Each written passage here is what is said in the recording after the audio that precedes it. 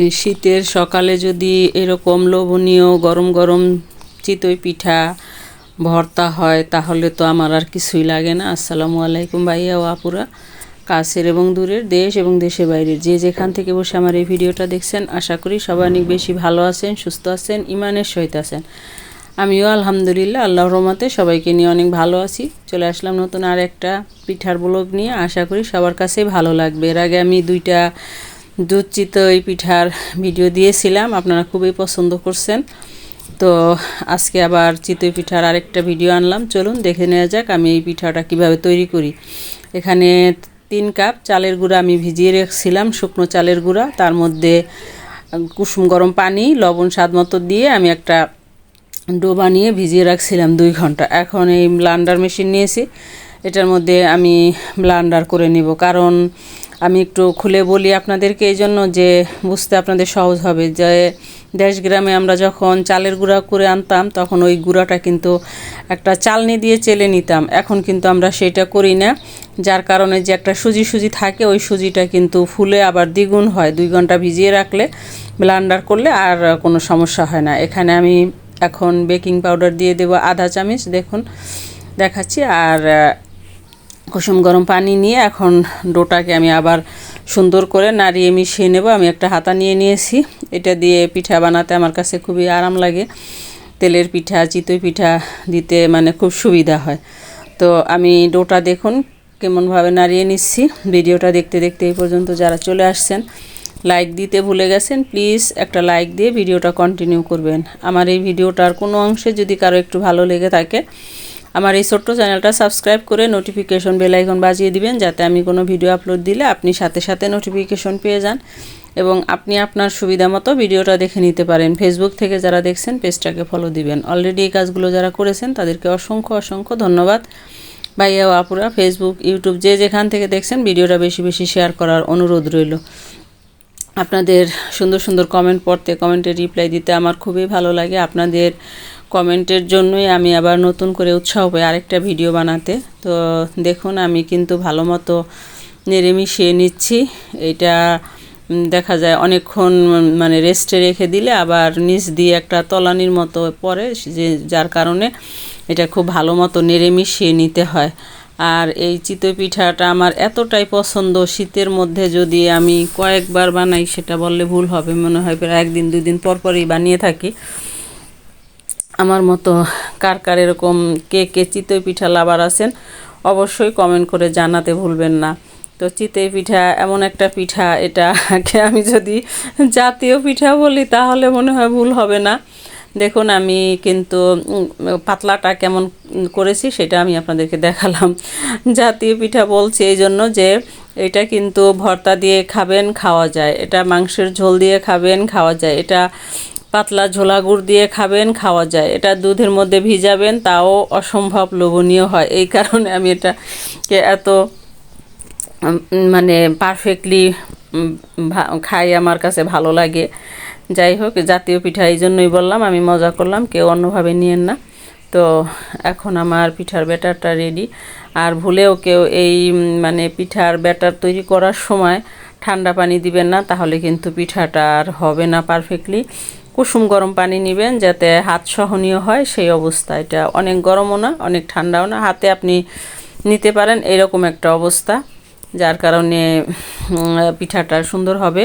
আর blunder অবশ্যই করে নেবেন, কারো ব্লান্ডার না থাকলে পাটায় বেটে নেবেন। আর যদি পাটায় না বেটে নেন, দেখা যাবে যে ওই সুজিটার জন্যই পিঠাটা আপনার হবে না। তখন আপনারা বাজে মন্তব্য করবেন যে ওই আপু দেখিয়েছিল শুকনো চালের গুঁড়ো দিয়ে পিঠা বানানো, তারপরে ভিজানো চালের গুঁড়ো দিয়ে পিঠা বানানো, পারফেক্টলি পিঠা হবে না ওই সুজিটার জন্যই।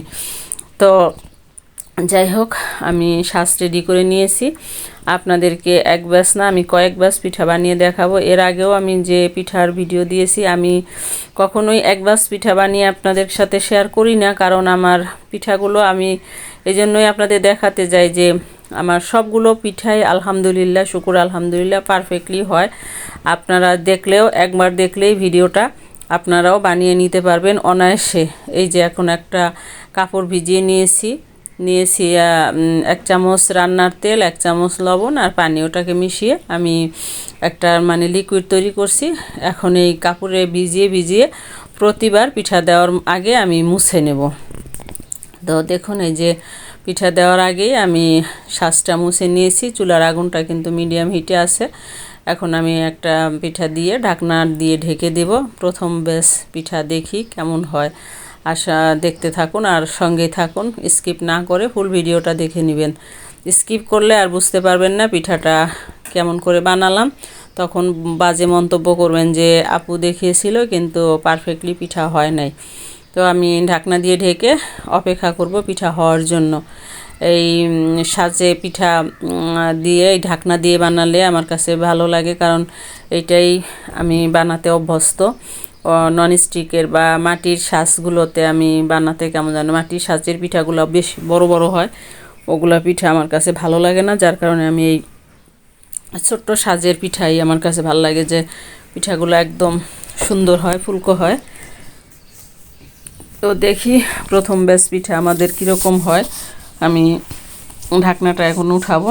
ঢাকনাটা উঠিয়ে সঙ্গে সঙ্গেই পিঠা আমি উঠাবো না, একটুক্ষণ অপেক্ষা করব, তাহলে পিঠা এমনি সুন্দর মতো উঠে যাবে। তো দেখুন আলহামদুলিল্লাহ, শুকুর আলহামদুলিল্লাহ, প্রথম ব্যাচ পিঠাই আমার এই যে এরকম হয়েছে। আমি আপনাদের সাথে একে একে শেয়ার করতেছি প্রত্যেক ব্যাচ পিঠাই আমার কীরকম হয়। আমি কয়েক ব্যাচ পিঠা আমি আপনাদের সাথে শেয়ার করব। এখন আমি এটাকে উঠিয়ে নেব, কারণ সাজটা একটু নাড়াচাড়া করতেছিল যেহেতু গ্যাসের চুলা, আর সাজের পিছনে যে মানে চোখগুলা খাস কাটা, এই জন্য মানে একটু প্রবলেম হয়, নাড়াচাড়া লাগে বেশি। আমার আবার এক হাতে ক্যামেরা, আমি অন্য হাত দিয়ে পিঠা তুলতেছিলাম, যার কারণেই নাড়াচাড়াটা বেশি হচ্ছে, কেউ অন্যভাবে নিয়েন না। তো এই ব্যাস পিঠা আমি উঠিয়ে নিচ্ছি। আজকের পিঠা আমি দুধে ভিজাবো না, আমরা ভর্তা দিয়ে খাবো, সরিষা ভর্তা দিয়ে সকালের নাস্তা এটা খাবো। তো সেইটাই ভাবলাম রেসিপিটাও আপনাদের সাথে শেয়ার করি। সরিষা ভর্তা আমি অফ ক্যামেরা করে নিয়েছি, শুধু লবণ, সরিষা আর কাঁচামরিচ, কাঁচা রসুন দিয়ে আমি সরিষা পাটায় বেটে নিয়েছি। ওই সরিষা ভর্তাটাও কিন্তু অনেক লোভনীয় হয়। এটা গরম গরম ভাতের সাথে, যাদের ঠান্ডা লাগে তারা মানে গরম গরম ভাত সরিষা ভর্তা করে খাবেন, দেখবেন এক নিমিষেই ঠান্ডা ভালো হয়ে যাবে। আমি এটা বানিয়ে বলতেছি না, আমি পরীক্ষিত, যার কারণে আপনাদের সাথে বললাম।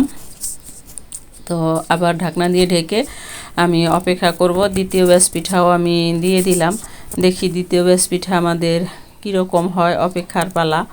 তো এক ব্যাচ পিঠা দিয়ে অপেক্ষা করতে কেমন যেন লাগে, যে পিঠাটা সুন্দর মতো হবে কি হবে না, হবে কি হবে না, মানে প্রতি ব্যাচ পিঠা দেওয়ার পরেই আমার কাছে এরকম একটা টেনশন ফিল হয়। দেখুন আলহামদুলিল্লাহ, দ্বিতীয় ব্যাচ পিঠাও মানে অসম্ভব ফুলকো এবং জালিদার হয়েছে। এইরকম মানে পিঠা দুধের মধ্যে ভিজালে আর কিছুই লাগে না। শীতের সকালে এরকম পিঠা খেতে পারলে দুধ চিতই। আমরা তো মানে আমার বাচ্চারা তো পিঠার নাম শুনলেই মানে কখন বানিয়ে দেব সেইটার জন্য আর মানে আমাকে শান্তি দিবে না, যতক্ষণ পর্যন্ত বাচ্চাদেরকে আমি পিঠা না বানিয়ে দেব। তো ওরা এত মিষ্টি পিঠা পছন্দ করে, যার কারণে এই দুধ চিতই পিঠাটাই আমার বেশি বানানো পড়ে। অন্য পিঠা আমার কাছে বেশি একটা ঝামেলা মনে হয়, আর দুধ চিতই পিঠাটা একটু ইজি মনে হয়, যার কারণে আমি এটাই বেশি বানাই। অন্য পিঠাও বানাই এক দুবার, কিন্তু এই পিঠাটা বানানো পরে বেশি, কয়েকবারই বানানো পরে। তো এই তো এখন দ্বিতীয় ব্যাচ পিঠাও আমি তুলে নিলাম। আমি আপনাদের সাথে কথা বলতে বলতে 2-3 ব্যাচ পিঠা বানিয়ে ফেললাম। এরবারে আরেক ব্যাচ পিঠাও আমি সাঁচে দিয়ে দিয়েছি, সেটাও ঢাকনা জাগিয়ে আমি আপনাদের সাথে শেয়ার করতেছি। দেখুন আলহামদুলিল্লাহ, এবারকার মাঝখানে দেই নাই আমি কিছু পিঠা, একটা শেপের বানানোর জন্যই আমি মাঝখানে দেই নাই, খালি রাখছি, যে মানে মাঝখানেরটার না দিলে 3 কোণার পিঠাগুলা দেখা যায় যে একটা সুন্দর শেপ হয়। এই জন্য আমি এই শেপে পিঠাগুলা দিয়েছি। ভিডিওটা বেশি লম্বা করব না, ফিরে আসবো নতুন কোনো ভিডিও নিয়ে। সেই পর্যন্ত সবাই ভালো থাকবেন, সুস্থ থাকবেন। আমার এই চিতই পিঠার ভিডিওটা কেমন হয়েছে অবশ্যই কমেন্ট করে জানাবেন, আপনাদের মূল্যবান মতামত জানিয়ে দিবেন। তো একে একে সব পিঠা আমার বানানো শেষ, এবারে নাস্তা খাওয়া রেডি। সাজের পিঠা আর ভর্তা দিয়ে আজকে সকালের নাস্তা এটাই। আজকে এ পর্যন্তই, ফিরে আসবো নতুন কোনো ভিডিও নিয়ে।